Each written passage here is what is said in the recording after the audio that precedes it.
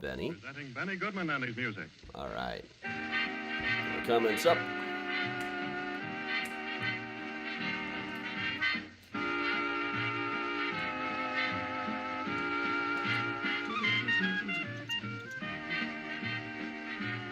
Evening, everybody.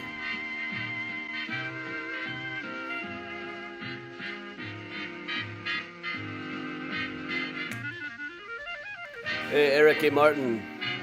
Evening, everybody.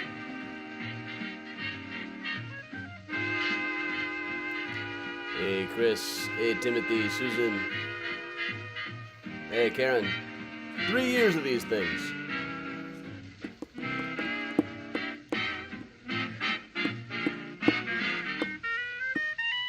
I didn't get COVID till just now, but I tested negative today. Hey, Katie. Evening, everybody. Hey, Stephen St. Louis. And first of all, one of Irving Berlin's Hello, Evangelina. Blue Skies. Hey, Cat Chronicle over on Twitch. Hey, Christy. See you in a week. Hey, Amy. Hey, Susan. Hey, Jeff. Hey, Stacy. Oh, look who's here. Hey, Octavio.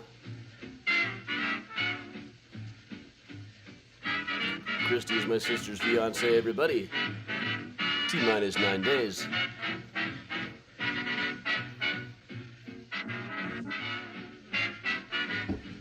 My oh.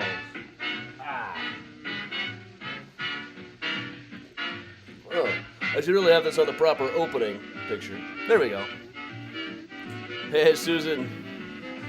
Yeah, you all look about the same as you used to. Hey, Heather. Hey, Jeff. Unless you changed your profile picture. Hey, Kathy. It's raining here, too, I think. Or it's about to be. Hey, Tracy. Hey, Kathleen.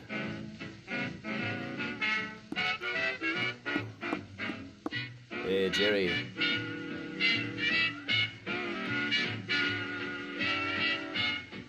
Hey, Karen. Hey, Vanya. Hey, Timothy. Hey, Georgia.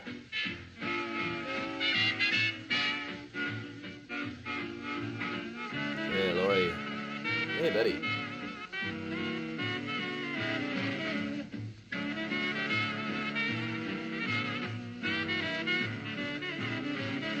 Hey, Gloria.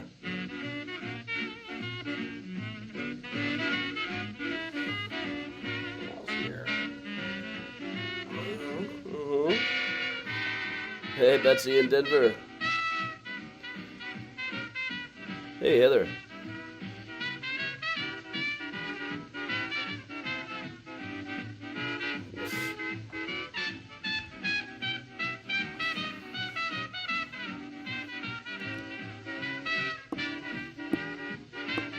Hey, Nancy.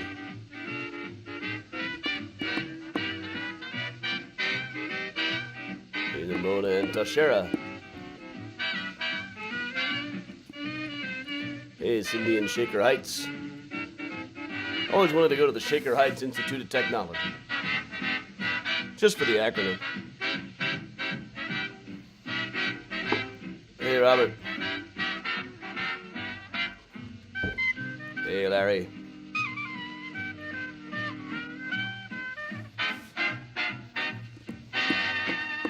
Hey, Sherlock.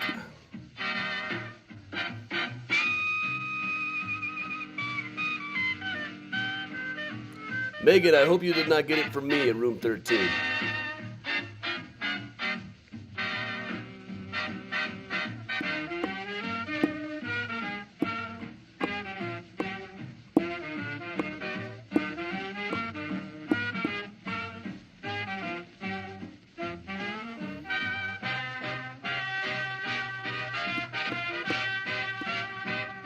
I don't think I had close contact with you in room 13. Just like a hide from across the room. Benny Goodman presents Helen Ward singing Thanks, With Brad. All My Heart. Thanks, Leah.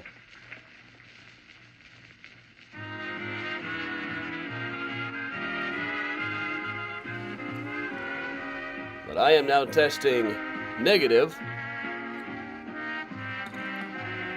Throat's a little sore from all of the All of the coughing. Yeah, the first virtual mini tour was March 16th, which was also the day I refunded all of the upcoming tour stuff. Yeah, Megan, I don't think I got within 6 feet of you that night. I'm pretty sure I got it at that vintage show at the Stan Mansion.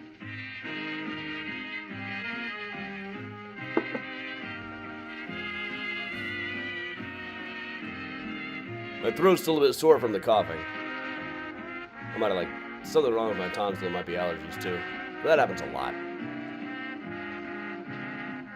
I don't know why they haven't just yanked these things out of me yet. But what if that would mess up my golden vocal cords? Miles has just taken up residence on the desk here. You dearly, for I am yours sincerely, with all my heart, with all my heart, without a why or wherefore, you're all I'll ever care for, with all my heart. Hey, Eileen. Hey, James in Salt Lake City. Hey, Karen. Miles says hi back. Don't you, Miles? Yeah. Hey, Gene. Hey, Jeff. Hey, Nedra.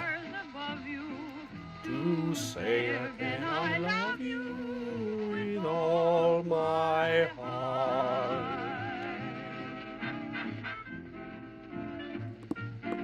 Hey, Molly.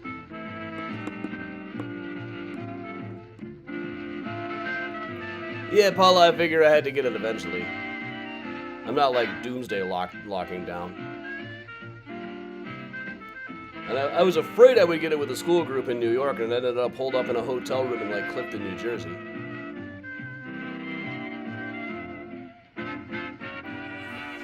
Yeah, Kat, you don't really hear about people losing their tonsils as much anymore.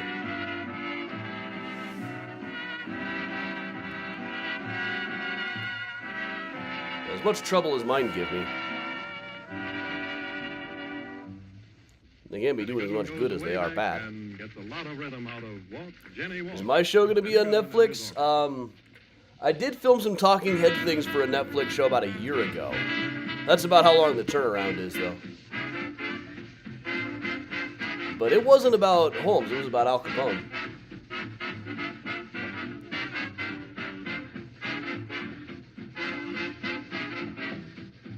Ah, Christy, that's good timing. Adenoids. I can look that up. I wonder if ice cream took a hit. Kind of like how barbers took a hit when the Beatles came to town. Ringo had his tonsils out.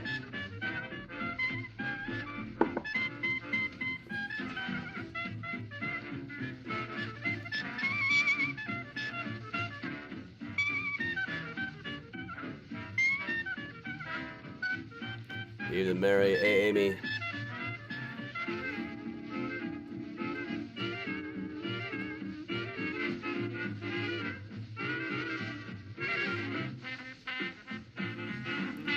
Hey, Amy.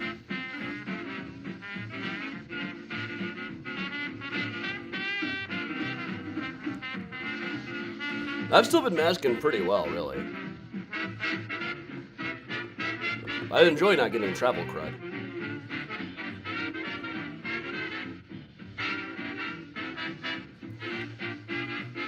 But I will relax. Now I just have to worry about that virus that gives you explosive diarrhea.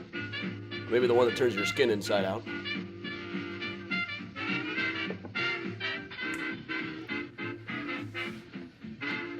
Hey, Janine. Evening, everybody.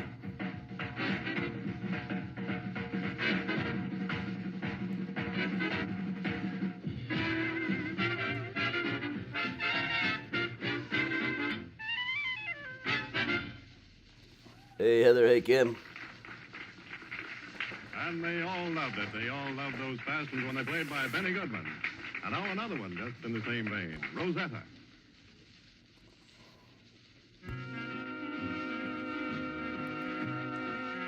Alright, we're gonna let Benny Goodman do one more tune. Then we will get started. Hey, Mona.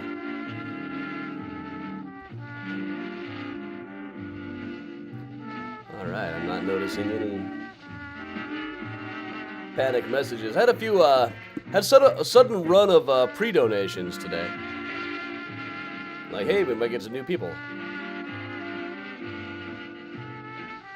Jill, I'm okay. I'm testing negative now.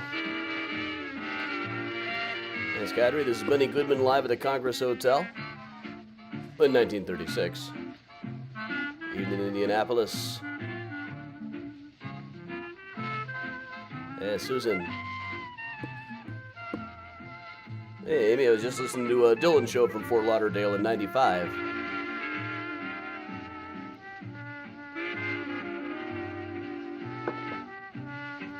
The first full-length one was the Health Scares in History at Graceland.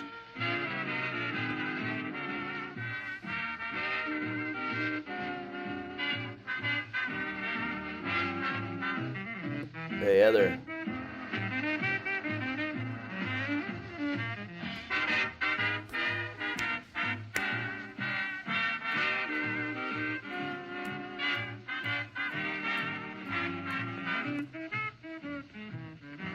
Graceland, that's wild. You gotta stay there now. There are some pictures of the Joseph Urban Room. I'm pretty sure I know which one it is. It's one that's not really used much now. It's not one of the bigger ballrooms or anything.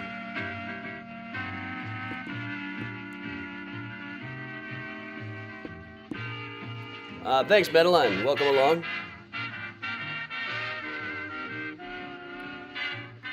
My virtual tour is recent. They're live right now.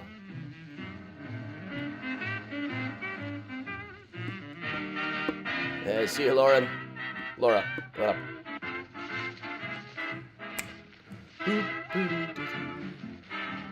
Alright, we're just letting Benny finish up this tune.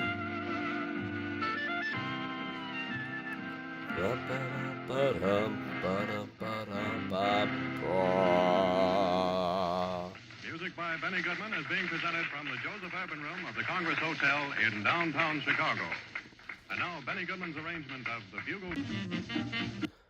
All right, Benny Goodman live coming to you from the Congress Hotel in downtown Chicago. I'm out. All right, I think it's time we go ahead and get started properly here. So welcome along, everybody. I'm Adam from Mysterious Chicago Tours. I've been a tour guide and historian here in Chicago for going on 20 years now. I've got about a dozen Chicago history books out, including Mysterious Chicago, the book, now on audiobook to my great surprise. Flickering Empire, How Chicago Invented the U.S. Film Industry. I Kissed a Zombie and I Liked It. Murder Maps USA, New from Thames and Hudson. Most recently, University of Illinois Press's Graceland Cemetery, Chicago Stories, Symbols, and Secrets. And most relevant for today, H.H. Holmes, The True History of the White City Devil, which is the result of years and years of piling stuff up. What was this picture? You also might have seen me on things like the Scary Stories documentary, or about half of the episodes of the H.H. Holmes show American Ripper, which tried to establish whether he could have also been Jack the Ripper. I showed them before they started filming all the evidence that he was in Chicago during that whole thing, but they had 8 episodes to fill. So I'm also I'm a talking head on quite a lot of shows. I'm on TV and the radio all the time, so I am, after all, incredibly famous. And I thank all of you for paying attention to me all this time. Again, it turns out today is the 3rd anniversary of the first virtual mini tour. Really, I was just at Graceland Cemetery, starting to get pictures and stuff, and trying to plan for what am I going to do if everything shuts down. And just kind of wandered around filming, and then I did it again the next day, and then a couple of weeks later, we did the first full-length one, Health Scares in History.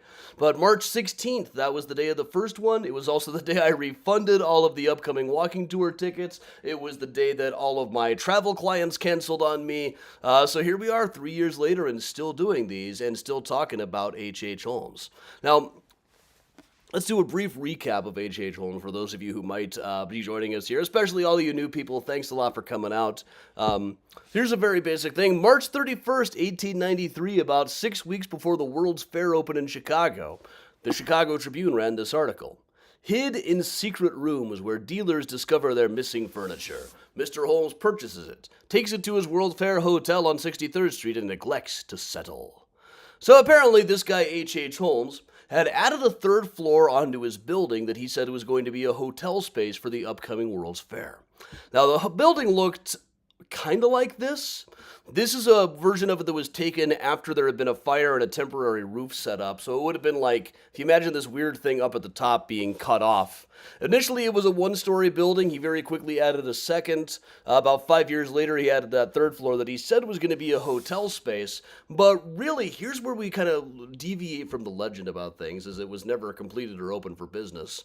But he spent the next year, he set fire to the third floor of the place, having taken out 5 or 6 fire insurance policies on it, then spent the next few months just kind of staying ahead of the insurance companies.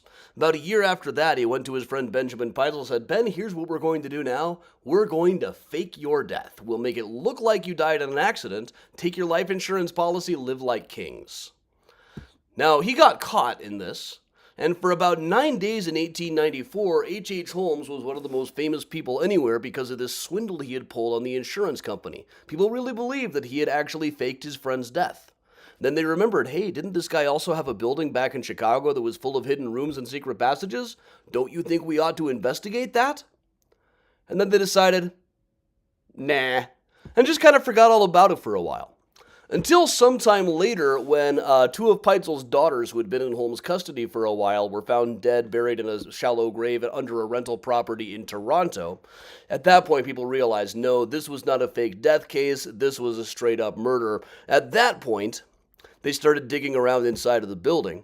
And about 6 weeks into it, the New York World put out this diagram of the second floor with rooms like the dark room, the secret room, the 5-door room, the black closet, the maze, the dummy elevator for lowering bodies, the hanging secret chamber, the asphyxiation chamber, the death shaft.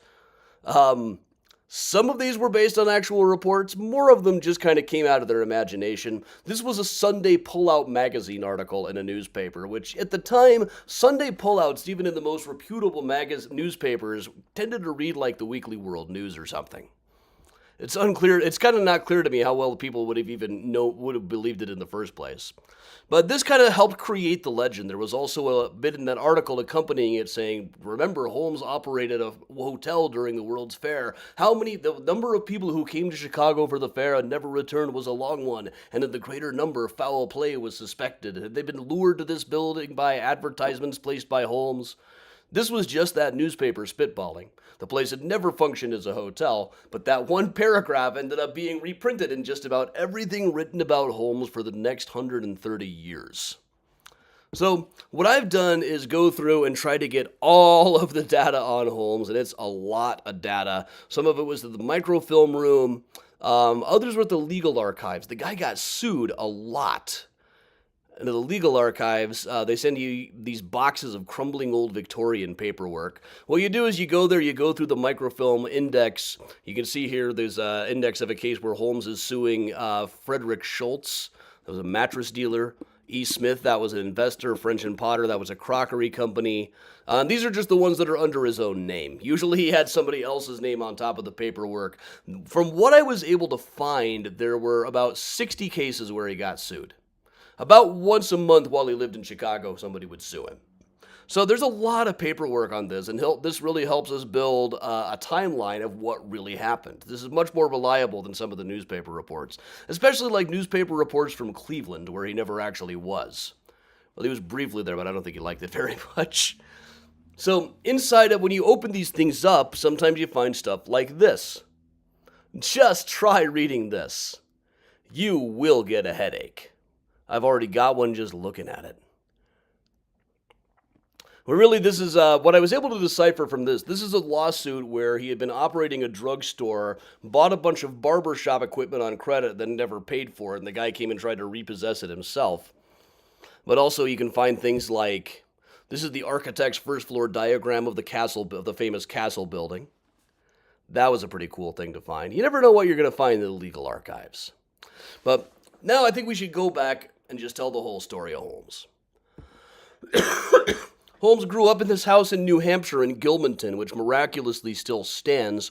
Much of what we know about his childhood comes from My Own Story, which is an autobiography that he wrote in 1895. Really a dull book. And it's kind of anybody's guess how much of it he actually wrote himself. There's strong evidence that the publisher really beefed it up quite a bit.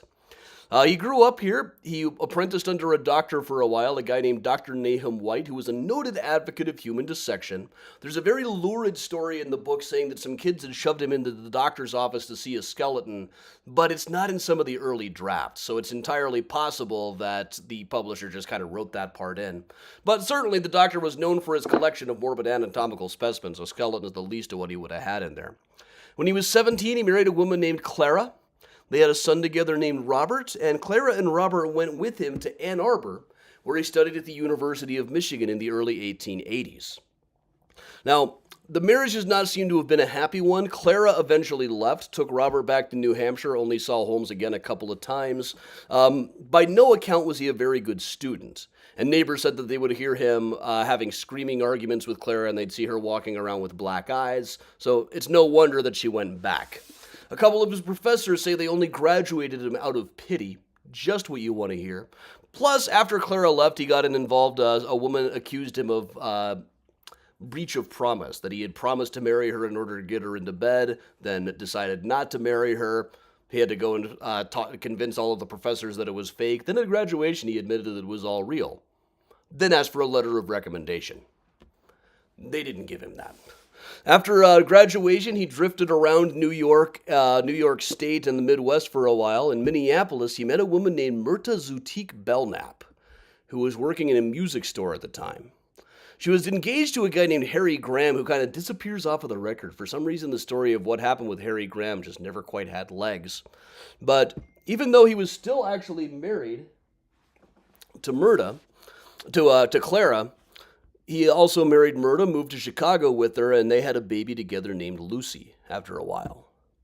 He did attempt to get a divorce from Clara. He had a whole thing written up with Wharton Plummer, the lawyer, who worked with him under several different aliases and probably was just as crooked as he was.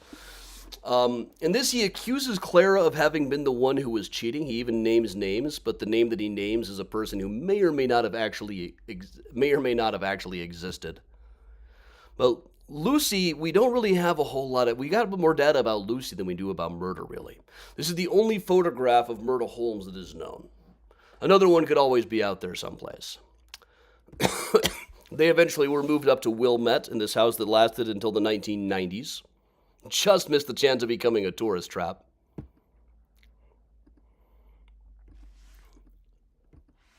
This is baby Lucy when she was about 4. And here's a photograph. You can actually kind of see the resemblance there. That's from her passport later on. That's from when she got married. This is her passport. She actually had a wedding in the Fine Arts Building. Both of these two went on to become teachers. Myrta became a principal of rural route schools around Minnesota eventually, and became a real crusader for spelling. She has a couple of articles in spelling about newspapers about the lost art of spelling. But upon moving to Chicago in 1886, Holmes got a job in Dr. Holton's pharmacy, and retellings of the Holmes story usually tell this story the same way. They always say that Mrs. Holton was trying to run the place herself while her husband was dying of cancer upstairs, so she had no idea what she was doing and was only too happy to hire this energetic young go-getter, Mr. Holmes. And then a few days later, she disappeared along with her husband, and Holmes told everybody they had sold him the pharmacy and moved to California. It's generally implied that he must have killed her. And this is one thing that I really felt on a hole with trying to figure out all the details, because there are a couple of old newspaper articles that mention Mrs. Dr. Holton, but nobody ever seemed to be missing them. And there was a period when people were accusing Holmes of having murdered anyone they hadn't seen in 2 weeks. All that was really known was that the doctor's name was E.H. Holton. We had that from city directories. Well, there were so many E.H. Holtons around at the time, or E.S. Holton. Didn't really help much. But I finally found this medical directory showing that the ES stood for Elizabeth Sarah. Turns out the doctor was a woman. What? Dr. Holton was not an old man at all. She was a young woman, only a couple of years older than Holmes. She'd been at the University of Michigan a couple of years before he was. So they both survived into the 20th century. Holmes bought the pharmacy from them fair and square. Apparently there was a lot of trouble getting him to pay, but he eventually did. At the end of a barrel of a gun in a couple of accounts. But there's no lawsuit based on it. So yeah, here are their graves. Dr. Holton and her husband had some kind of job on the railway. But the whole idea that Holmes had killed them, here's me at their graves, came from Gangs of Chicago, originally published under the name Gem of the Prairie, then The Chicago Underworld by Herbert Asbury. This is a collection of crime stories that really solidified the idea of Holmes as the World's Fair killer back in 1940. About 50 years after everything had happened, using a mixture of tabloids, pulps, and quite a bit of Herbert Asbury's own imagination. He was pretty upfront about the fact that he liked to make stuff up. So, having bought that pharmacy at the corner of 63rd and Wallace, this is where Holmes was this is where he really discovered his first love, which was buying stuff on credit and not paying for it. Like the barbershop equipment here. But shortly thereafter, in early 1887, he bought the land across the street and started making plans to build a 2-story building. This is the building we would eventually come to call the Castle, or decades later, the Murder Castle. We've actually got quite a lot of this because he didn't end up paying the Iron and Steel Company. Now, most of the workers did in fact get paid. We've actually got the contractor statement here showing who all of the workers were and how much they got paid. Problem is, their bosses were the ones who never got paid. And what they eventually built looked about like this, but only 2 stories at the time. Might have had a stylish turret down in the corner. I've always suspected there was a turret in the corner. Now, we tend to hear that Holmes did this all by himself, that he was the only one who had any idea what was going on here. Really, there were a lot of people who were involved in the building of this place, financially and otherwise. It was apartments on the 2nd floor, retail on the 1st floor. Now, usually when there was a lawsuit related to a building, they would send a summons to the 2 or 3 people who had an interest in the building. In this case, when there was a lawsuit related to it, this is the summons. This is page 1 of 3 of all the people being summoned, including Julia Connor, who was dead by then.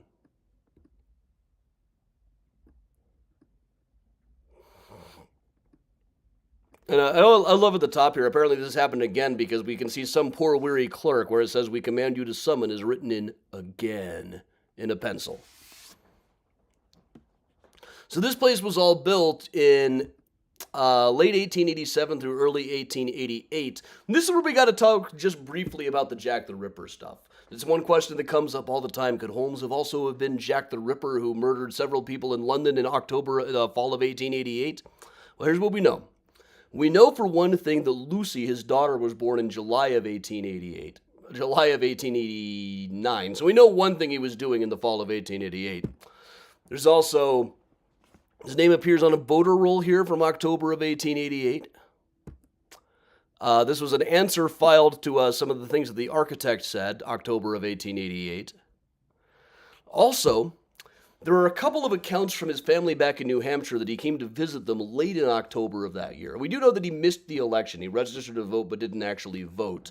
So apparently he spent most of the time that Jack the Ripper was active in Chicago, then went over to New Hampshire for a while, which gets him closer to London, but not close enough that he might have actually stabbed anybody. Not to mention the fact that just these berserker attacks like the Ripper did just really wasn't Holmes' style. But 1889... while Holmes was operating the place, there was a barber shop, there was a drugstore, there was a restaurant space. Now, he wasn't really operating the drugstore much himself. He had other people doing that. He found that he was making more money wheeling and dealing in land and getting involved in various swindles. A guy by the name of Ned Connor moved in. Now, Holmes did a whole dramatic thing. He had him come do an interview for a job while he himself was being barbered, then kind of spun around in the chair and said, "All right, you're hired." So he moved into the castle building, along with his wife Julia, and their then 4-year-old daughter Pearl.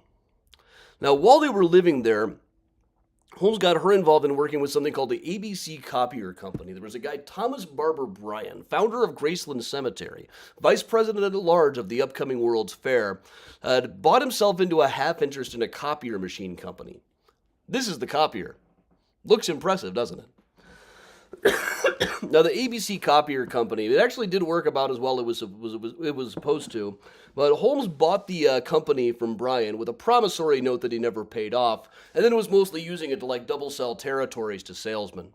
One of the other people working there was Gertrude, who was a sister of Ned Connor, who then went back to Iowa and died 6 weeks later. One of his partners said, "Holmes, you have killed her." To which Holmes said, "Bah, what makes you think that?" This may be the first time he was accused of having killed somebody.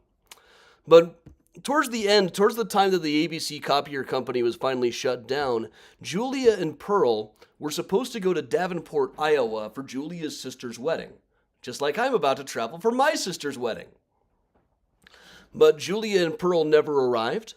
Holmes started writing letters to Julia's father saying, "Hey, do you know where Julia is? She's left my employ, but I need her to fill out some paperwork." And occasionally he would go to Ned and say, "Ned, I know you and Julia have split up, but do you know where she is?" And the first time, Ned was kind of annoyed at Holmes. Julia had left him for Holmes, and he knew it. Holmes would occasionally say things that he would only have known about Julia if he had been sleeping with her. So when he was first asked if he knew where they were, he said, "Yeah, I know where they are." And Holmes got a little bit nervous and said, "Really? What do you know?" Then when Ned finally admitted no, he thought they might have gone to St. Louis to get away from him, but he didn't know for sure. After that, Holmes relaxed quite a bit because he knew where they were. They were dead. Now, one thing Holmes was fairly consistent on, he issued several different confessions at different times. One thing he was fairly consistent on was saying that Julia had died as a result of an abortion. He never really said what happened to Pearl. But her place within the building was taken by a woman named Emmeline Segrand in May of 1892, who was also having an affair with somebody that we can only assume would have been Holmes. There are some who say it was Holmes' friend Ben, or somebody else, though we don't really know. This is a picture that might be her. There's some reason to think it might be her. It's from, it looks about right. It's from a box of stuff that had something to do with Holmes and was taken in a building that we can trace Emmeline to, but we just don't have enough information to know for sure. But he set her up with a job. She also disappeared in December of 1892. But it was while she was working for Holmes that he got the idea that he was going to add a third floor onto the building to be a hotel during the World's Fair. Now, everybody in Chicago thought that they were going to be getting rich off of the World's Fair. So he went around with this letter. This one is to Bliss, Bullard, and Gormley, who are a hardware company. So, "Gentlemen, please deliver to H.H. Holmes Hardware for 701 and 703 63rd Street, which I will guarantee the payment of as owner of the building. Yours truly, H.S. Campbell." Then down below in Holmes' handwriting here it says, "Bills should be addressed to H.H. Holmes, 701 63rd. There was no H.S. Campbell, but everybody was being so free with credit that these guys gave him hundreds of dollars of hardware on credit. Down below there's also an address for this like fruit and firework company in Philadelphia. Don't know. So with that, he added a third floor, but the third floor was not really completed or open for business. It was never quite furnished. It was not much better than a papier-mâché facade. The whole idea was he was adding the third floor mainly to just show various investors and insurers that, yes, I actually am adding a third floor. Really, he was just planning on taking the money and running, after taking out 5 or 6 fire insurance policies on it. Now, while it was under construction, after Emmeline disappeared, Holmes took up with a woman by the name of Minnie Williams. She had grown up in the South, gone to Boston to study elocution, the kind of acting that is really reading out loud. Then became an actress for a while, tried to launch her own theatrical company. When she ran out of money, she told her guardian, "I guess it's probably time that I got a real job." And when she got a real job, she fell into the clutches of H.H. Holmes. There's probably a lesson here about giving up on your dreams. Here's a shot of her. We actually have a photograph of her and her sister. Now, she worked just briefly at the Castle building. People around there said that she worked there but didn't act like she worked there. Some people said Holmes even seemed a bit afraid of her. But he eventually rented an apartment up on the north side with Minnie, and they brought in her sister, Nanny, who had been kind of estranged from her. They didn't know each other as kids at all.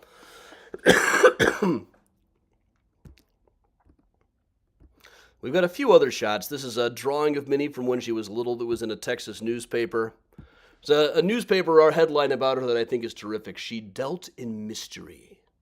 Nobody had a really clear idea of what her deal was. I kind of suspect that she thought she was swindling Holmes to get money to relaunch her theatrical career. There's also this picture that I think might be of her. It's from a program for a theatrical event that she was in doing tableau. This is somebody portraying the emotion of envy. Kind of looks like her, and she was definitely in the show. But again, we just don't have enough information to know. But Minnie and her sister both disappeared out of the North Side apartment in July of 1893. Later on, Holmes would tell everybody, "Oh, I admit that Nanny is dead, but Minnie's the one who killed her. She freaked out that I was paying so much attention to her, killed her with a footstool. I admit that I helped get rid of the body. But if you find any other dead bodies, Minnie probably did that too. She's just making it look like it was me to take the suspicion off of her." You can probably guess about how many people this fooled. About a month after the Williams sister disappeared, there was a fire at the castle building. Pretty much wrecked the place. It was more or less uninhabitable for the next year or so. Wrecked the third floor. They had to add this temporary roof onto the top. Holmes immediately tried to cash in all of the insurance policies on it. The insurance companies were not fooled for 1 second. So Holmes decided to get out of town. Well, first of all, he went to Denver, where he had to pick up some money that Minnie Williams was owed from a mining company where her brother had been killed. But while he was there, he married a woman by the name of Georgiana Yoke. He'd been dating her all throughout 1893. It's hard to imagine where he found the time. There's no photograph that we can confirm of her, just a whole bunch of drawings like this. She was a blonde who had some kind of problem with her eyes that made her eyes bug out, a goiter. She and Holmes might have bonded over that. He suffers from strabismus. One of his eyes was crooked. But she moved with Holmes down to Texas, along with Holmes' friend Benjamin Peitzel. Now, Benjamin Peitzel and Holmes had offices in the same building for a while in the Loop. He was demonstrating this patent coal bin that he had invented. And here's his signature. And apparently they've discovered they had a shared love of dishonest business practices. So, early 1894, Holmes went to Texas with Ben Peitzel and his new wife, where they built a whole other building that looked very much like a larger version of the Chicago Castle, including the stylish turret. Now, this one, I don't know that Holmes ever even really set foot inside of it. It sat empty for a long time after it was built. There is one diagram of the inside of it. A newspaper article said if it had been an ancient castle, it would be known as the Castle of Many Doors. I bet they could have come up with something better than that, honestly. But really, the whole thing was just a swindling operation. Just like with the last castle, he bought a lot of stuff on credit, then never paid it back, intending to just kind of sell the building off. But in the end, it ended up sitting empty. Holmes got involved in a lot of swindles, including some horse swindles while he was in Texas. The authorities catch up with you pretty quick for something like that. So he made his way to St. Louis, where he started another drugstore, also full of buying things on credit, including swindling the Hennessy Company. But he was very quickly caught while he was in St. Louis and ended up in jail for a while. While in jail, he ended up sharing a cell with this train robber named Marion Hedgepeth and was apparently totally starstruck. Holmes had been kind of like emulating a Wild West outlaw down in Texas. He started calling himself Mr. Howard, which was Jesse James's old alias. He got involved in horse swindles. He had told his wife this whole story about murderous squatters, which was why he had to change his name. Then he meets Marion Hedgepeth, the man who robbed the Glendale train. This is the guy who robbed the same train as Jesse James. Like, oh, you took his name? I robbed the same train. So Holmes spilled everything to Marion Hedgepeth. He said, listen, I got this plan. My friend and I are going to go to Philadelphia pretty soon. And then, once we do, we're going to fake his death for the insurance money and go to Europe. You want us to use some of the money to get you out and you can come with us? And Marion said, yeah, I'm good. He then immediately, after Holmes got out of prison, Marion informed the insurance company what was happening, hoping to gain favor to get himself released. There's one little interesting thing about Georgiana Yoke. Mrs. Howard was attired in the height of fashion, and her diamonds were sufficiently brilliant to attract the attention of the crowd of crooks that usually loaf around the depot. I always thought that was cool. But from there they went up to Philadelphia, rented this house on Callowhill Street. And while there, Holmes may have actually been planning to fake Peitzel's death at one point, but somewhere along the line he decided, no, it would be easier just to kill him. So that's what he did. He busted in, killed him with cyanide one day, then made it look like an accident, like he'd been killed in some kind of laboratory explosion. The body was buried in a shallow grave under the name of B.F. Perry. So Holmes then wrote to the insurance company saying, hey, this B.F. Perry guy who was just killed in Philadelphia was really Benjamin Peitzel. I can come help identify the body. Here's his insurance policy number. I'll pick up the money for the widow. And this was actually arranged. Holmes started traveling around with three of Peitzel's children, Alice, Nellie, and Howard. Alice helped to identify the body, though that she was only shown the teeth. But that meant that she knew that her father was really dead. Holmes was still telling Mrs. Peitzel, it's okay, your husband just faked his death. I'm going to hold on to all of this money, but we're going to meet up with him any time now. But eventually the insurance company put two and two together, traced Holmes to Boston, where they tried to have him arrested on a coroner's warrant. The Boston police didn't want to do that, but they found he was also wanted for a horse swindle in Texas. So he was arrested as a horse thief. But when he got to the station, he saw the president of the Fidelity Insurance Company and said, oh, I know what's up. You really want me for insurance fraud. Well, I tell you what, I don't want to go to Texas as a horse thief. Send me to Philadelphia. I'll go be the insurance fraud guy there. I'm a really big insurance fraud guy. Not a murderer, just really big on insurance fraud. He figured he'd do his year in jail, and that would be that. But it was, at this point, people remembered, hey, didn't this guy also have this building back in Chicago that was full of hidden rooms? Forget about it. So Holmes was put on trial for insurance fraud and found guilty. But at that point, the attorneys took him in and said, so, Holmes, here's the thing. When we arrested you, you said that the children were with their father hiding out someplace. Now, you now admitted that that really was Benjamin Peitzel's body. In court, you said that you just made it look like an accident, not a suicide, so the family would get the money. So where are the kids? He said, okay, well, the kids are actually with my old friend Minnie Williams, who has taken them to London someplace. If you post an ad in the New York Herald in a secret code, and here's the secret code, you might be able to get a hold of her. They've got the New York Herald over there, I think. So he gave him this code where like R equaled A, E equaled B, P equaled C, etc. The New York Herald was known for stuff like this. I love reading these things in the New York Herald. Like this is from the same day that his was posted. Said things like, Amethyst, letter at the old place. Binny, once more, come home to mother. If not, be responsible for what will happen. Forgiven.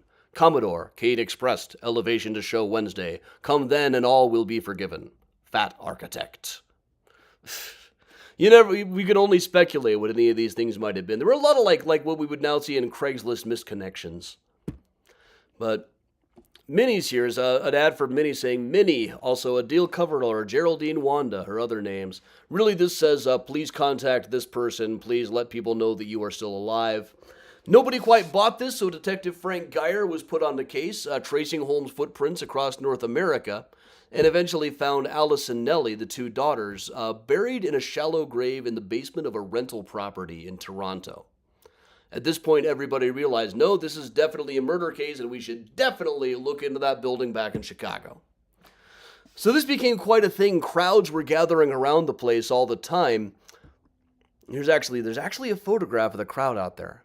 It's really a fascinating find. It's one of the more recent things that start circulating.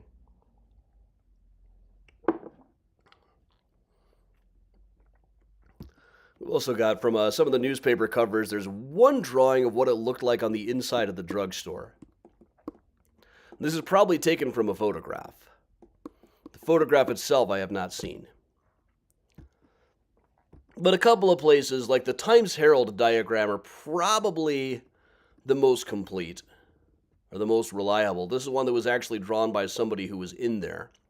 But here's the thing, this investigation was led officially by Chief Badenoch. John J. Badenoch had only been chief of police for a few months. Prior to this, he had been a flour and feed dealer. He got the job because his new mayor liked the cut of his jib. He didn't have, I know you guys wait for me to say that. He didn't have any relevant experience whatsoever, but police work was not a profession at the time, it was just a job. So once this story got around, he decided, all right, in this building, I've solved all the cases my predecessors couldn't. Meanwhile, on the ground were a couple of guys, Detective Norton, who would eventually get much better at the job. He would become like the Columbo of the force over the next 40 years, but at this time was really just kind of groping around in the dark under the leadership of Inspector Fitzpatrick. So These guys spent a few weeks just letting reporters help out with the police, just poke around and touch everything they came to, and walked around thinking like, we found a rope, maybe he was hanging people, or we found a bench, maybe this was the dissection table, or we found a mysterious tank full of gas. It would turn out to be heating gas. Or we found a stove full of ashes, maybe this is where he was cremating people. And then somebody would point out, no, you can't possibly cremate a person in a wood-burning stove. You can try, but everybody in the building is going to know what's going on. There was also an interesting thing that there was a vault door on the 3rd floor. It would have been installed right before Holmes left the building, but some people said that you could see a footprint, a woman's footprint on the inside of it, like somebody had tried to kick her way out. But from what I can tell from the footprint, some people said that they could see it, some people said that they couldn't, some people said that they could see many footprints. It kind of depended on how you were looking at things, I guess. H.W. Darrow, the cigar shop owner in the building who conducted tours of the place, said he could never see it. But newspapers had an absolute blast with this. The Chicago Mail had headlines like, "Fiendish." And this is about as big as headlines got in 1895. Quinlan, that was the janitor, and Holmes were pals. Both were human monsters, their relations disclosed by a damaging letter written by the devil to his imp. This letter is remarkably tame. It just shows that they knew each other. There's also dastard. H.H. Holmes is one sure. He murdered Minnie Williams and killed her sister, too. I really like this one. They kind of debunked themselves in the course of the subheads. Red stains on a rope. Supposed bloody nooses found in H.H. Holmes' house. In a dust-covered chest. The theory is the victims were hanged by the neck. Might be cochineal dye at that. Now, it turns out there's really just nothing that unusual about finding a rope in a building like this, especially in a janitor's closet. So after about 3 weeks of digging like this and sensational stories every day, but not finding anything they could have used to bring him to trial, people started thinking, maybe this is just the police talking. And there started being headlines like this one in the Chicago Daily News. Laughing at the police. Plenty of talk, but no legal evidence in the Holmes case thus far. Shortly after this article came out, the headline read, Bones in a Trunk, ghastly trophy of Holmes secured by the police, mysterious machinist. It turned out there was this guy, Myron G. Chappell. For a day they called him Charles Chappell, and that's usually what they call him in books now, but the next day they corrected it was Myron G. Chappell, a former skeleton articulator. Now, he'd shown up and said, I used to buy dead bodies from this guy to turn into skeletons to sell to medical schools. And the police trotted him all around to the newspaper reporters. And for about a day, this looked like, all right, that's why they couldn't find the bodies. But it pretty quickly came out, like day 2, bone clue is weak. Chappell's grisly story looks like a romance. Now, it turned out that this guy had been a skeleton articulator years and years before. He hadn't articulated a skeleton since Holmes had been in Chicago, though. It really kind of turned out that he had one skeleton that he had never finished. He had a skull that was just like hanging from a tree in his yard. One of his neighbors, the neighbors must have just loved this guy. But one of the neighbors saw that skull, called the police and said, my neighbor's got a skull. Do you think that might be a Holmes victim? And they said, well, we'll try anything. So they went and talked to him and realized that if they poured enough whiskey down his throat, he would tell people whatever they wanted. So they kind of brought him out as a last-ditch effort to save their own reputation, but his story fell apart really quickly. He's still part of the Holmes legend anyway. It was after all of this was wrapping up that the New York World published this famous article in their Sunday Pullout magazine, kind of buried in the back of it, Castle of a Modern Bluebeard. And this is the one that has that paragraph saying a great many people went to Chicago and never returned, and in a greater number foul play was suspected. Then going on to theorize that maybe Holmes had lured them all to his hotel. Now they described this as a bustling hotel with 100 rooms. They were just kind of spitballing there. There's also a couple of points, like they, down there they had the mysterious footprint in the cellar. That's an interesting thing. You can kind of see what articles they were basing that on. Mysterious footprint, a clue in the cellar. That came from this headline. Footprint is found. It mentions a clue in the cellar, but the clue they're talking about in the subhead there is a different one than the footprint.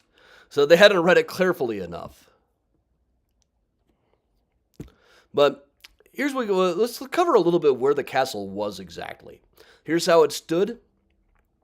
Right after that article was republished in Chicago in the Chicago Tribune, the place caught fire. Dead middle of the night. Like, before most of the papers had their deadlines already, the two that were able to rush out articles about it just kind of copied off of that New York World article. It was then rebuilt. It was actually there much longer than people say it was. This is it in the early 20th century. And this is how it looked in 1938, shortly before it was torn down to put up the Englewood Post Office. Now, you tend to hear that it occupied the site where the post office is, or even that the post office is part of the building. Really, the castle would have occupied this grassy space over to the left of the post office. You can line up the two of them here. Here's 63rd Street. In green is the post office. You see there's just about 4 feet of overlap here.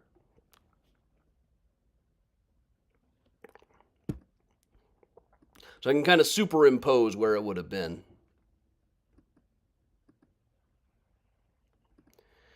And I have been down into the basement of the post office a couple of times, usually with TV shows. It is kind of creepy down there. I'll play the audio recording later on. I don't think anything original is still left down there. Well, I'll play the audio recording now. Okay, so while I was down there, I did have an audio recorder running, and I started telling people, realize I am the envy of every single ghost hunter in the city right now. So I'll just start whispering the names of the people I think were most likely to have been killed here. I'm not sure anybody was really killed here, but if there was, it probably would have been Julia Connor, Pearl Connor, maybe Emmeline. Even those ones are kind of maybes. They probably would have been killed off site. But when I played the recording back, there was a voice louder than my own, sounding like a little girl singing. I'll play it, see if you can hear this.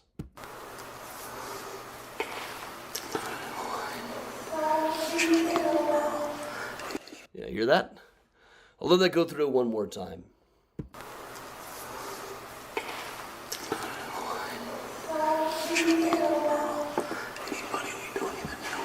Spooky. Now, I don't know what the voice is saying. I've played it literally hundreds of times on tours. It sounds to me like it's saying, sorry, Beefalo. Once I got that into my head, I couldn't get it out. Worst Chef Boyardee product of all time. But that's been, Ghost Hunters have analyzed the file. I've let anybody who needs it have the original WAV file. It was recorded on 4 different mics to 4 separate files. Nobody's been able to figure that one out. I can't figure that one out. I don't try to make any grand claims about it really being paranormal. I just say that it's spooky. And it's all of that. So, though they did not find much, Holmes was brought to trial again in fall of 1895 and convicted of just the murder of Benjamin Peitzel.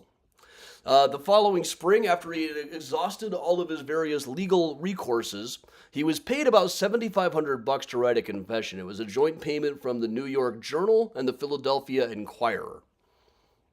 Now, initially, the New York World, this is one of their things, announced that he was going to be confessing to killing 20 people.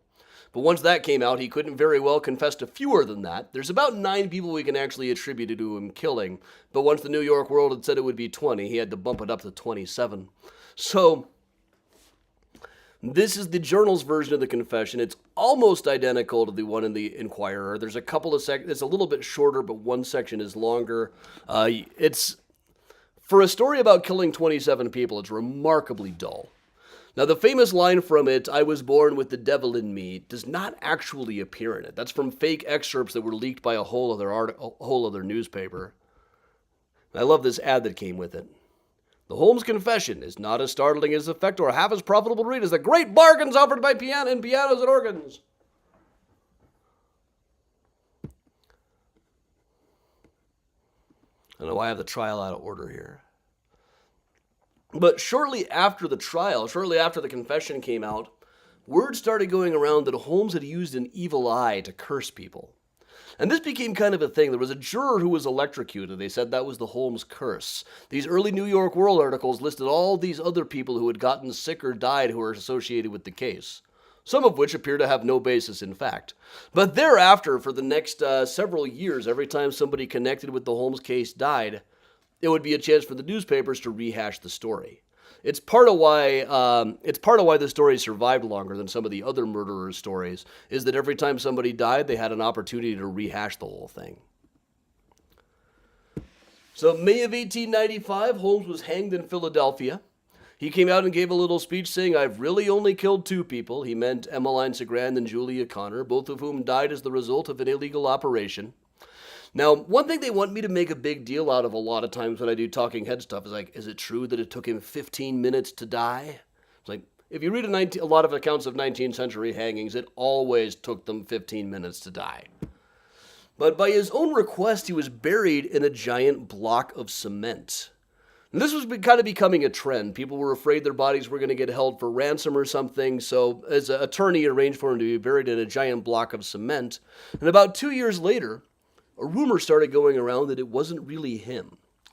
There was a book called Hanged by Proxy, How H.H. Holmes Cheated the Gallows by a guy named L.W. Warner, who Holmes had actually known. In fact, Holmes had confessed to having murdered him.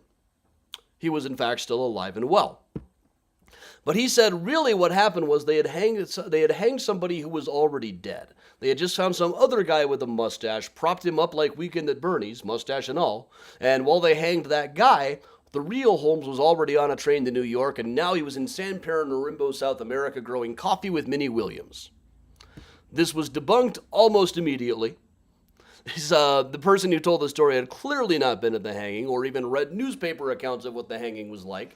It was all brushed off after about 12 hours and never mentioned again until the History Channel started talking about H.H. Holmes in the early 21st century. They were able to use those articles to get permission to have the body exhumed. So here he is in that giant block of cement.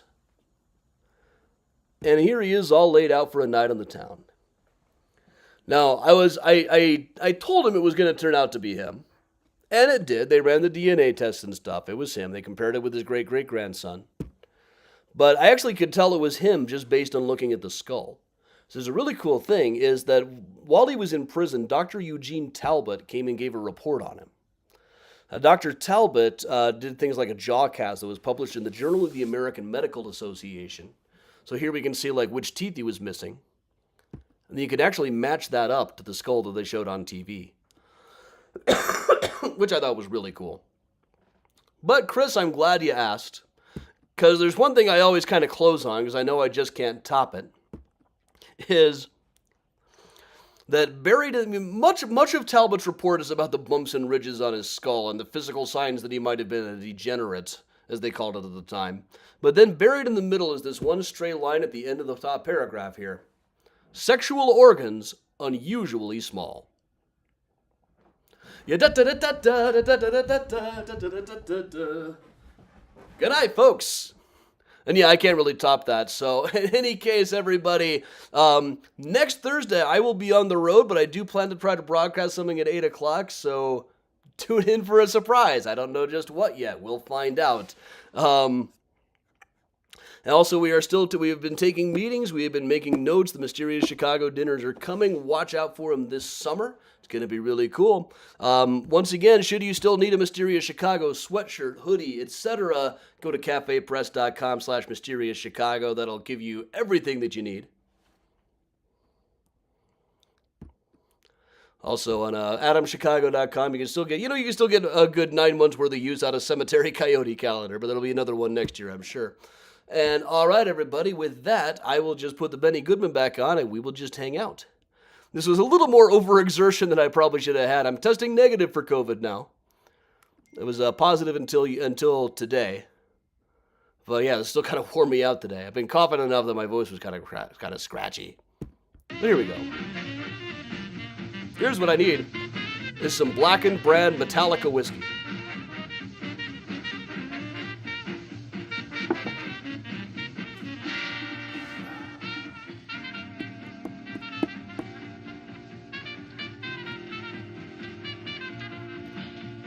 Grace, I do intend to do whiskey and a cookie tomorrow, I think.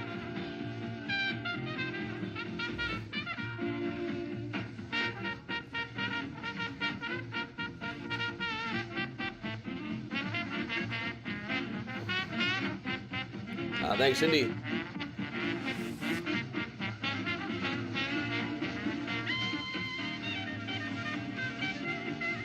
And thanks, Laura. By the time I tested positive, the worst of it I was pretty much through. Thanks, Eleanor. Or join the Patreon. There's the H.H. Holmes tier where you can get, by now you got like 3 years worth of posts to go back through.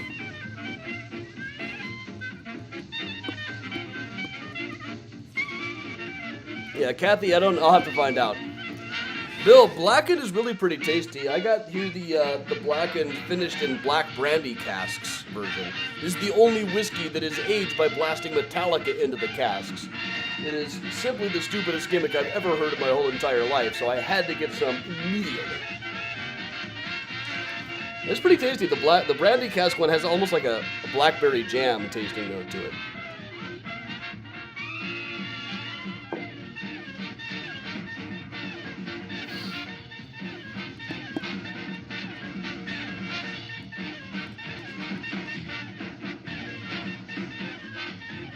Traditional gift for a 3rd anniversary is leather? Well, alright, guys. I will take payment in terms of, leather 6410 isn't too far from me. They probably have gift certificates.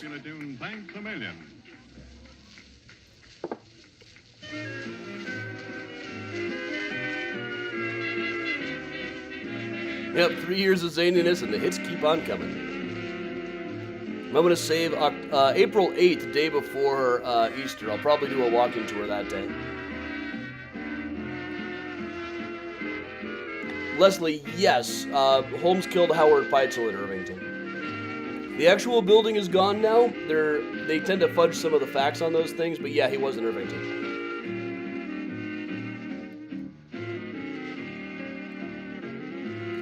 $233 viewers, that's pretty good these days. Not like when we were getting at the height of things, when nobody had anything better to do. But I don't want to say those were the good old days or anything.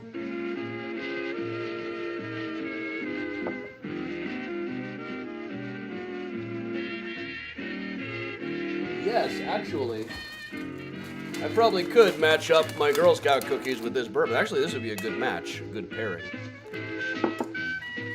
I was waiting in the parking garage after Springsteen. I was just kind of like hanging out because I knew I wasn't getting out of there anytime soon. But this van pulled up next to me and said, "You look like you need a dessert. You got $5?" I'm like, "Yes." And they said, "I got Girl Scout cookies all in the trunk." I'm like, "Score, what flavors you got?" I got a lot of them.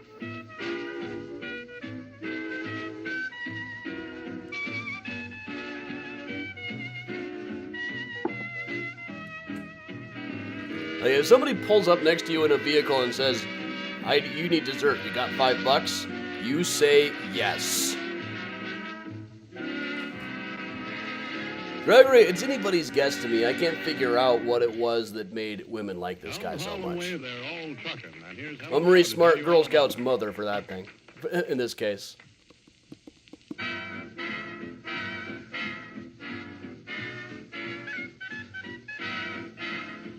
Georgina, that would be an interesting one, the Cook County Hospital building. I'll have to see how much I can find out about it and how much footage I can get. Oh, yeah, well, Bar Tamales. That tamale guy, I mean, everybody in Chicago who goes to bars has the experience of thinking, "Oh my God, I'm starving. What can I do?" And then you hear the guy say, "Tamales, tamales." Like, that guy is a hero. He nearly died of COVID, too.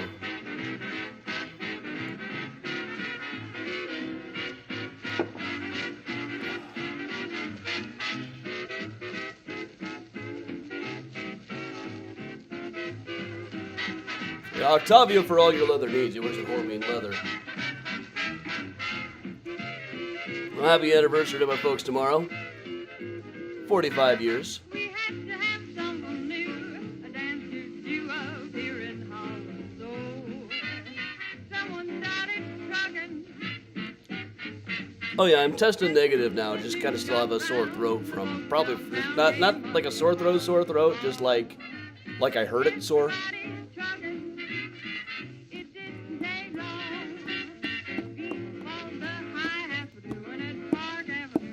All over time. You see them shuffling, trucking along. It spread like a forest blaze, became a craze, and thanks to Harlem now, everybody's trucking. I'll probably put this back on. I've not exerted myself so much this week.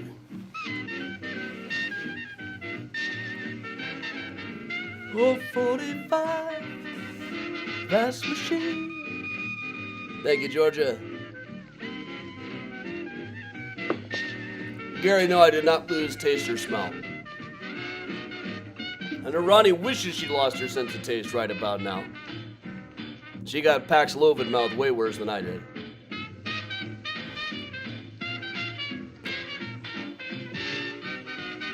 Now, Miles and Priya are both back on the couch over here.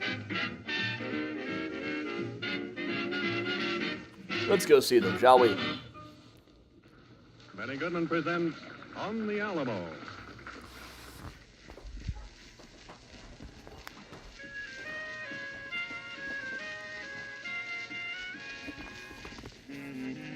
All right. Hey, Priya.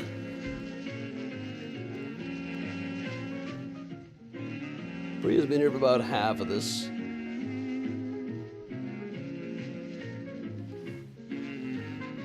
She's gotten a lot more cuddly lately.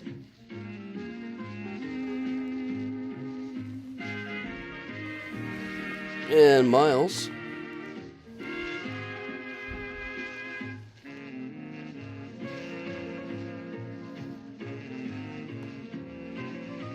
Say hi to everybody, Miles. Can you believe it's been 3 years we've been doing these? No.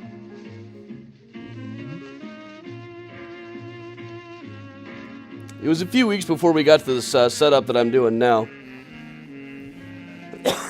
Remember the first couple I broadcast from home, I was set up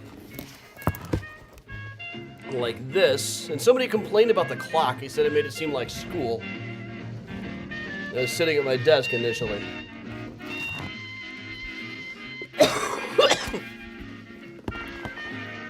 And then realized I look better if I'm looking upward. You don't get my double chin like this.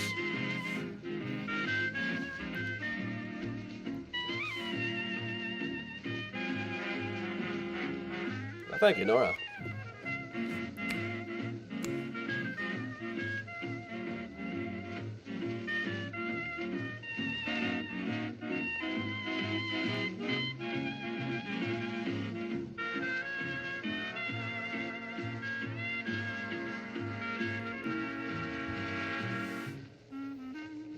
Mysterious Chicago branded leather cemetery underpants. Yes.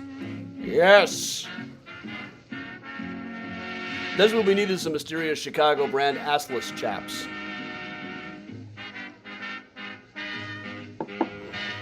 Oh yeah, let's take a moment for take a moment and think of Charlotte. Our dear departed kitty.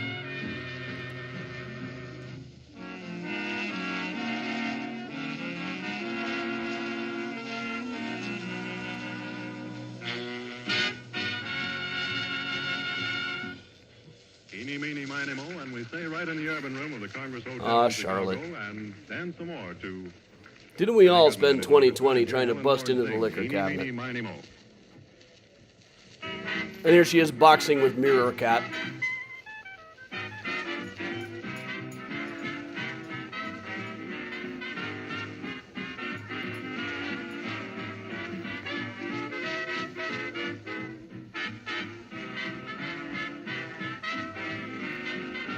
And here she is, it's just a little kitten. Oh, she was the cutest.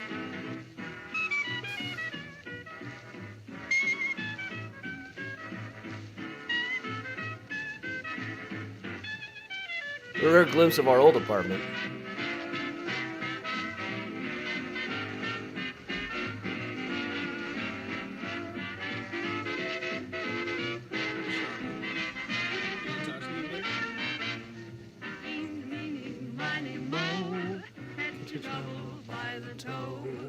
If it hollers, let it go, let it fly away. Eeny, meeny, miny, mo. It's the saying high and low. Hear it everywhere you go. Any time of day. Big Ben rings it. Valley sings it. Wiseman wings it. Even Mr. Crosby sings it. Eeny, catch your troubles by the toe. If it hollers, just let it go. Let it fly away. Let that crazy thing fly.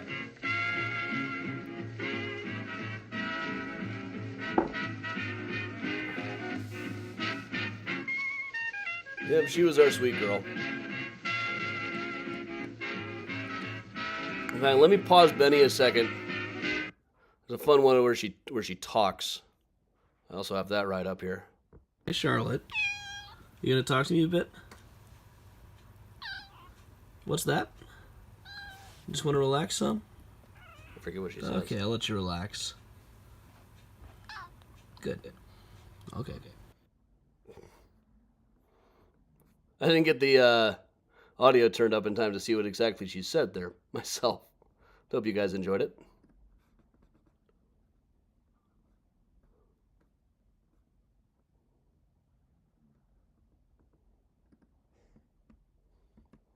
Oh, one more.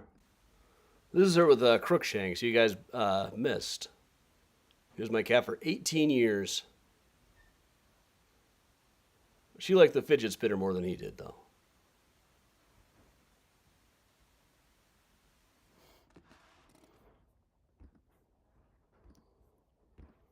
Such a sweetie.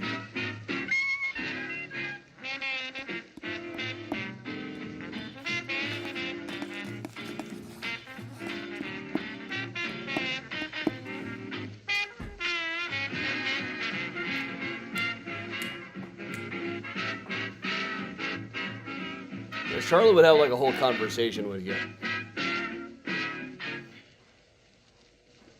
And we'll let the title speak for itself. Benny Goodman presenting Madhouse.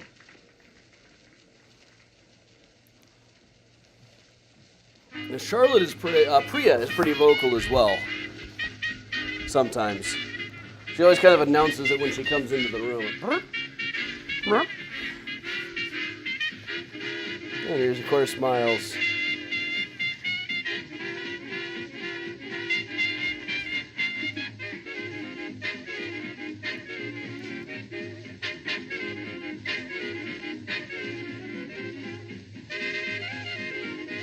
Maybe 21, that's incredible. Crookshanks was an old man at 18.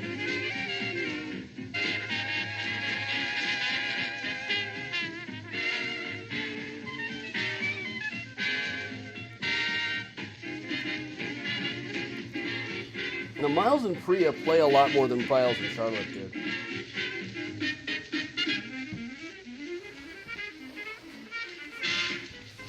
But I think Miles would like to do some jumping for you guys.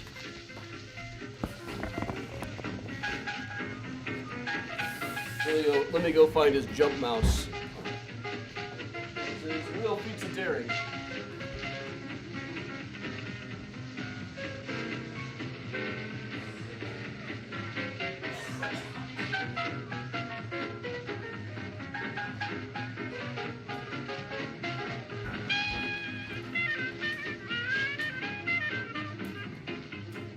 Well, he's thinking about it, folks.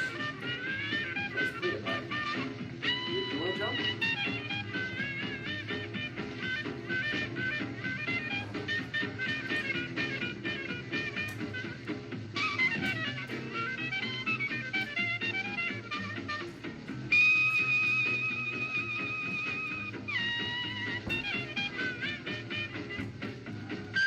There we go. Catch some air, Miles. Show him what you can do. Ooh, you caught it.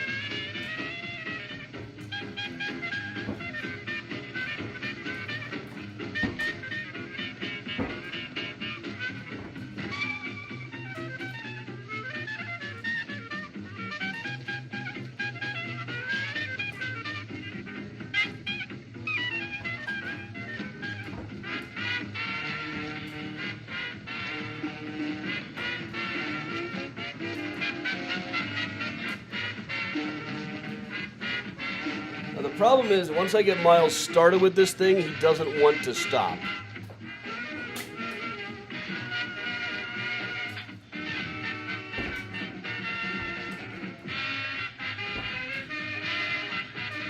And I felt like I owed him some jumps for a while.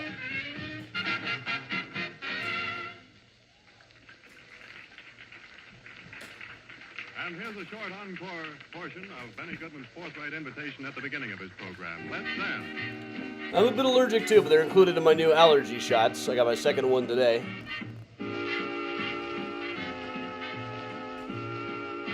I gotta have a cat. Could not have a cat.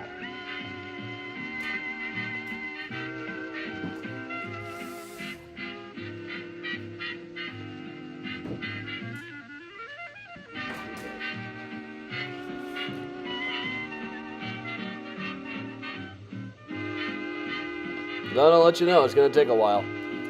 But I got shot number 2 today.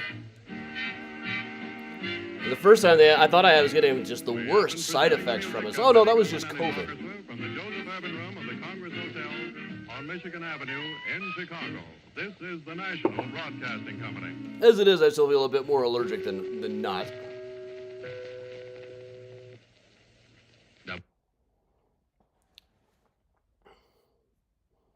Yeah, the Banksy is kind of on fire in the fireplace.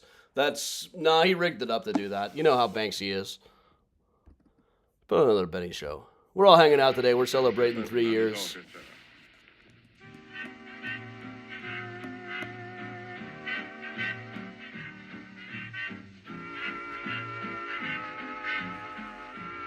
No, I still need allergy shots. COVID does not cure your allergies.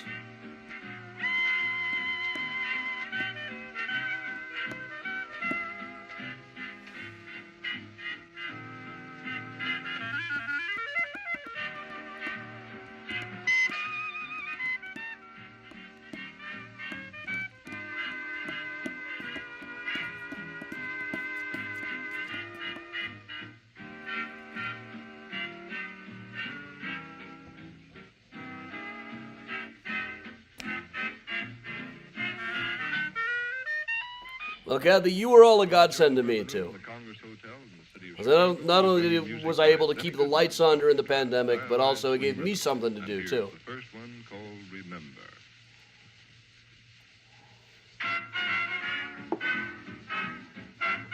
Oh, yeah, the book that Mysterious made for me. I got it right here.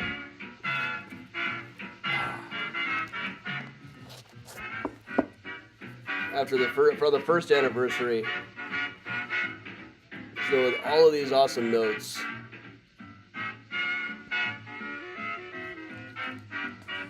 I've also got Mysterious sent me this wooden thing, which is where I keep all of the cards that I've gotten for you guys.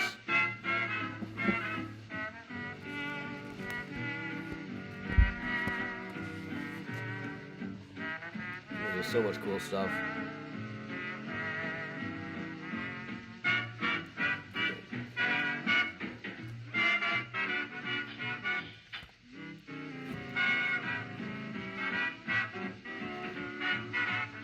Hey, Georgina, I'm glad your daughter likes Miles. Yeah, my whole idea when I hit that record button to film in Graceland and just talk about Graceland a bit is I figured, okay, I'll start doing videos more, then I'll get more Facebook likes, and so in 6 weeks or so when we're able to do regular tours again, then I'll have more likes and more spread for my ads.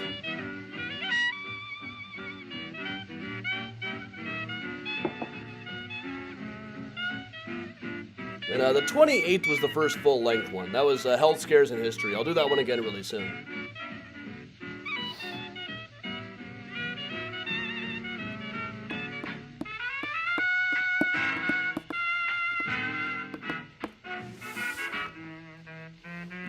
And yeah, I think we all worked hard to make sure that this remained a positive community.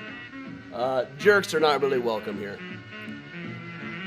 If you're just, especially with a lot of Chicago-related feeds, it just gets overrun so quickly by these guys who want to come in and talk about how Chicago is such a hellhole. It used to be so much safer in the 70s. It was not safer in the 70s. Overrun by racist assholes, really.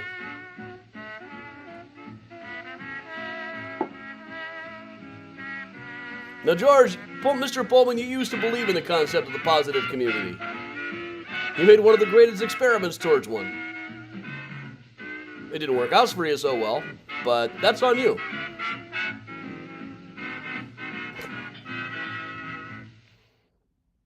Elaine, sorry to hear that. Kathleen, yeah, I'm just trying to clear things up with Graceland. Having trouble with their form. I'm sure it'll be resolved shortly.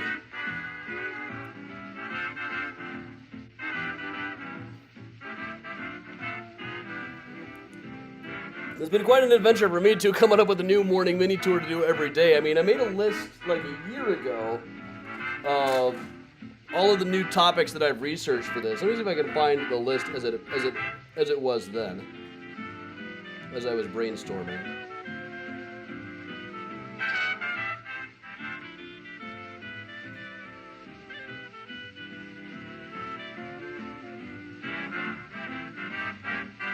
Yeah, it's like I started making a list of all the new stories I had researched.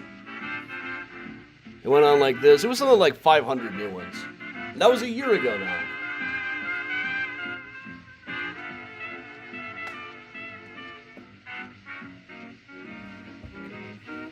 It's great to be in love again. We're in the mood for love again. That silly little row is all forgotten now. It's great to be in love again. And making up is awful nice. Time travel pub crawl anniversary. That's an idea. I'm glad we didn't wait until it was too late. It's great to be in love again. Dad, good luck with that. You gotta boil them and then bake them. That's the trick.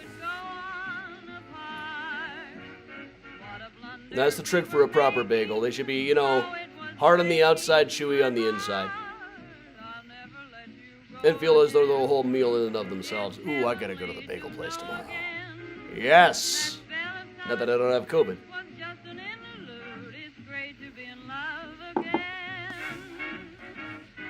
Yeah, I think tomorrow is gonna be a bagel time run.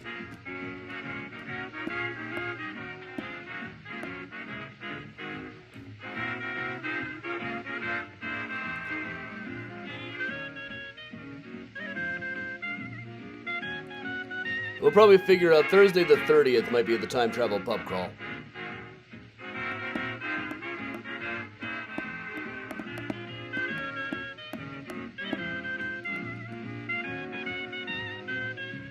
Miguel, that is the one.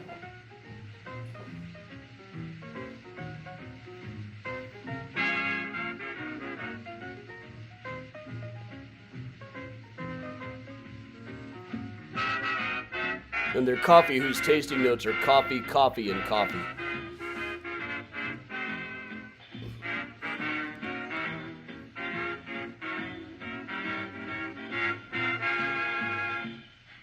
Here's a special arrangement and a special little orchestra called the Jam Dandies from Benny Goodman's orchestra, and they play a Jim Jam jazzy arrangement of I'm Gonna Sit Right Down and Write Myself a Letter.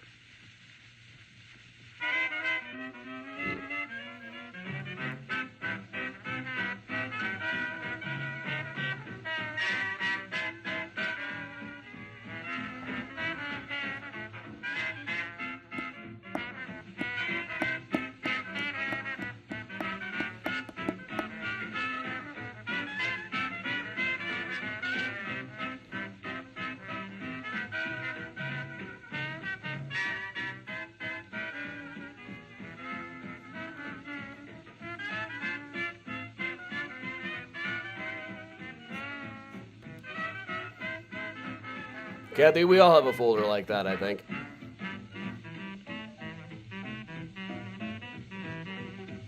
Actually, these last few days having COVID, I realized that, nobody can make me do shit this week. I'm just gonna watch TV all week. I rewatched Winning Time all the way through. Love that show. Made some headway on Daisy Jones and the Six. It's okay. Watched Shrinking. So it's been like a whole Jason Segel festival around here.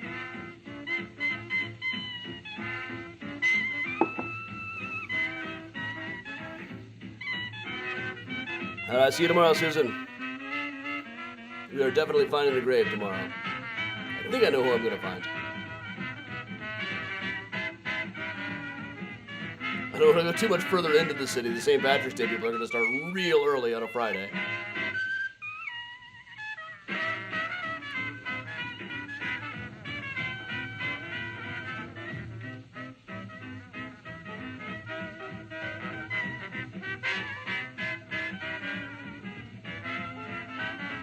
Thanks, Gene.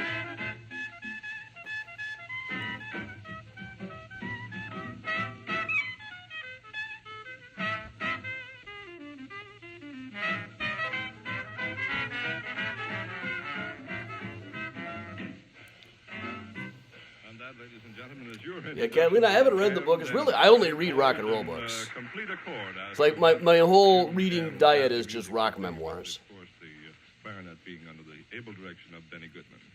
Well, Katie, nope. troublesome trumpet. Ronnie and Aiden both got it. But they both had very mild cases.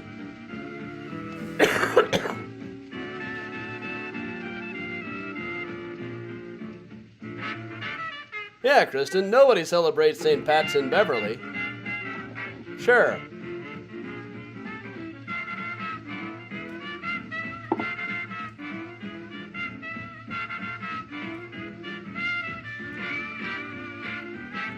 Has Bruce done the book, Springsteen? Yeah. Yeah, his autobiography came out several years back. Nice and thick. Good long read.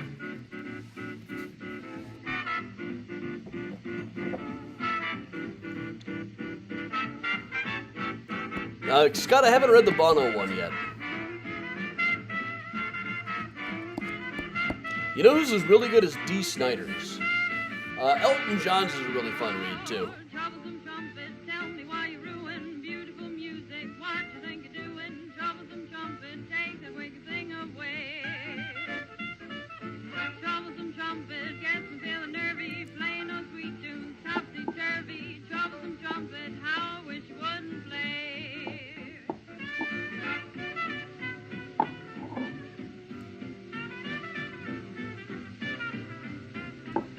Miguel, I believe it was, yeah. Ravinia is not my favorite place to see a show. You don't really see the show there.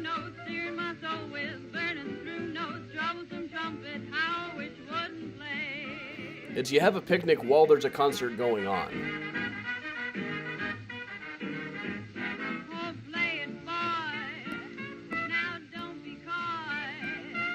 I don't intend to read Mike Loves, I don't think.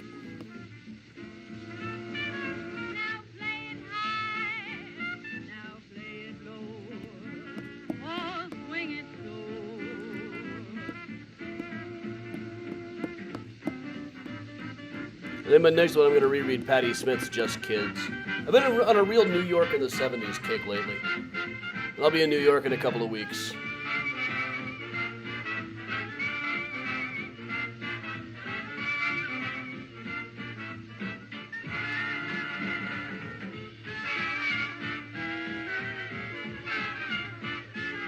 Yeah, if you're not getting notifications, the best thing I can really recommend is turning notifications off and then back on. I'm not Facebook tech support. They do what they do.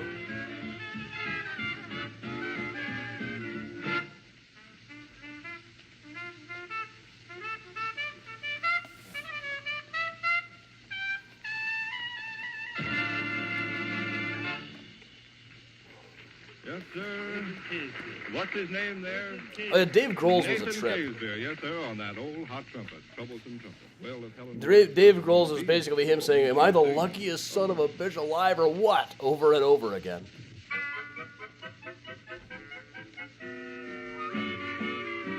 Oh yeah, clicking like. Kathy suggests clicking like on the mini tours.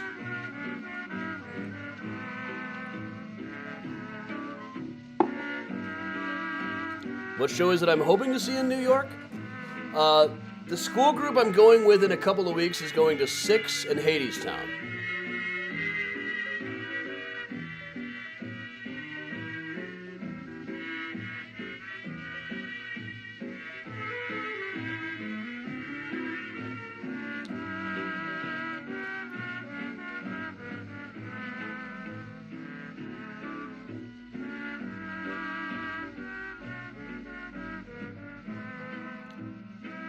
Ash, no, I haven't read Maynard's.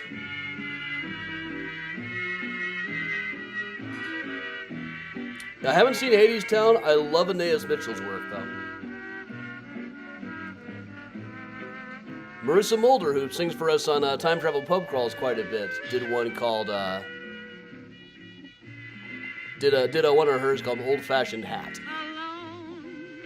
Alone with No, Kristen, Dear Evan Hansen is closed in New York, so I won't have to see it anymore. Alone on a night that was meant for love. Damn, I can't even tell you how much I hated that show. Must be someone waiting who feels the way I do. Best rock memoir I've read? That's a tricky one. Possibly Dylan's, though it's about, quite a lot of it is thought to be fiction.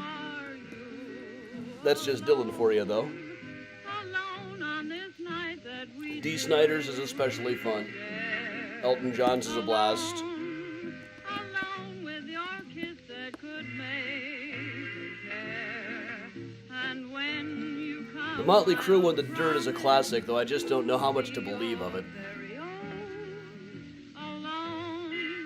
alone with a heart meant for you, alone. What else have I read lately? All over my Kindle. But I just read Duff McKagan's. It was really good. Billy Idol's was surprisingly good. I didn't expect Billy Idol's to be as interesting as it was, but it was great.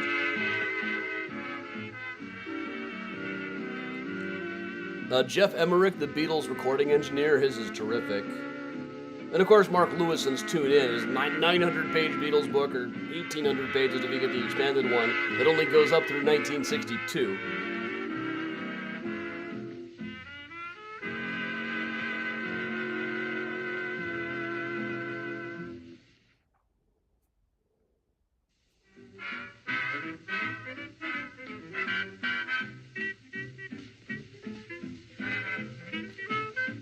Oh, Dave Van Ronks, The Mayor of McDougal Street. That one's really interesting.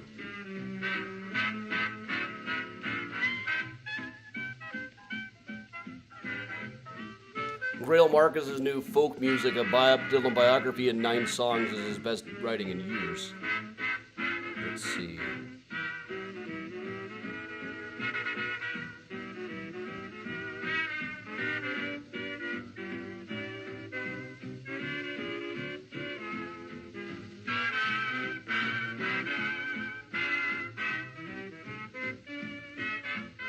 Peter Guralnick's Elvis Presley books are terrific.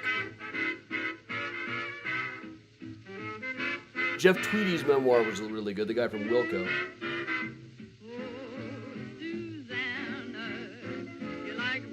Really interesting book, Do Not Sell at Any Price by Amanda Petrusik, who writes for The New Yorker. She did a really good book about collecting 78 RPM records. Roger Daltrey and Pete Townshend's books were both very good. Ben Folds' one, A Dream About Lightning Bugs, I really liked.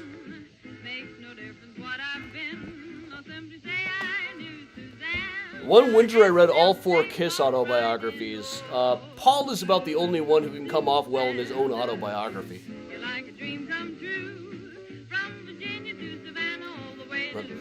I'll read about any book about Kiss. I do not think they were a good band, but I love reading about them.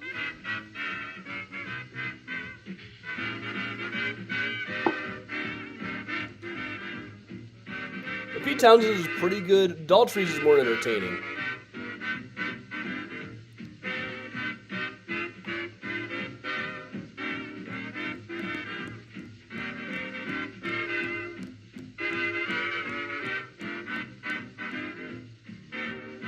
Octavio, I'm pretty sure that I got COVID at a vintage show at Stan Mansion. I clearly already had it at the. I thought I was having bad allergies at room 13.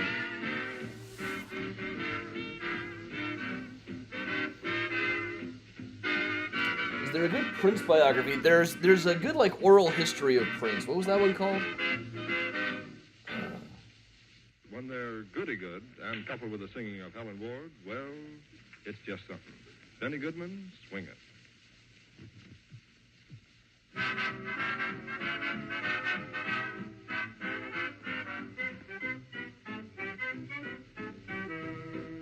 Nothing compares to you an oral history of Prince. Nick Hornby just had an interesting book out called Dickens and Prince,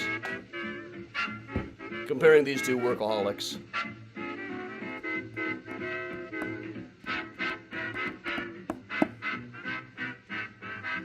Though he missed what I thought was the perfect line. There's a review of Great Expectations that said Dickens has now mastered the gift that formerly mastered him, which is like what I would say about Purple Rain, and maybe a couple other Prince albums. Most of the time, I feel like the gift is mastering him.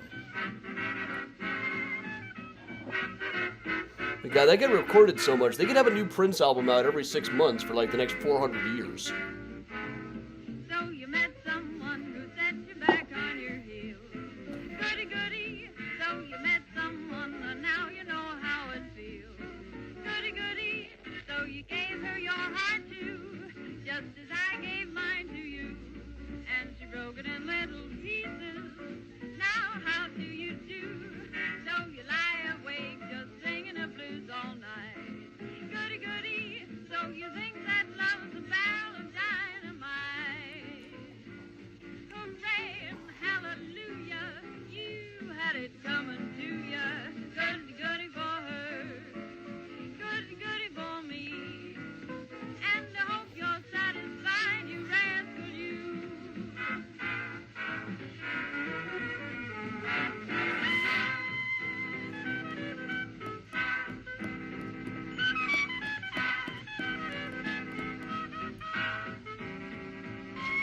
Caddy, that's quite likely. Elvis, frankly, had people looking out for his interests a lot better after his death than he did when he was alive. Miguel, I'm just getting started on that one. I don't know yet, man. Generally speaking, there aren't really enough donations on the virtual tours to cover what Time Travel Pub Crawls used to cost me to put on. The height of the pandemic, they were making enough donations that I could pay the, I always pay the musicians when they come on. Not a ton, but, some. Leaving you with a smile, Benny Goodman leaves you swinging. Transcontinental. But these days, the numbers obviously aren't what they were when people didn't have anything else to do. Part of why I push the Patreon so much now.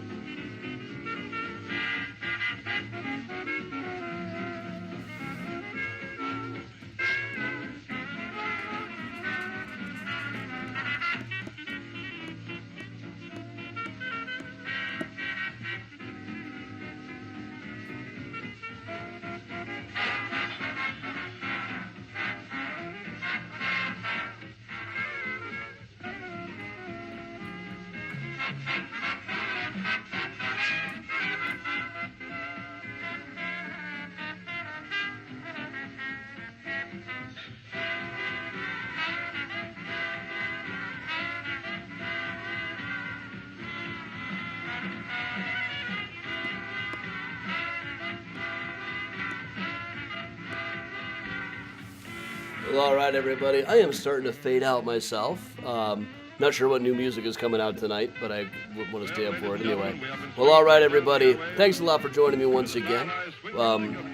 Upcoming once again next week. I don't know exactly what we're going to do, but it's going to be some kind of a surprise. But it may feature the Dead Ringers, live and in person for once. That'll be my first time seeing my brothers before we got started here. Wow. But all right, thanks everybody for joining me. I'm Adam for Mysterious Chicago Tours, telling everybody to stay safe and stay strong. And of course, if you can, just like you've been doing these last 3 years, stay spooky, everybody.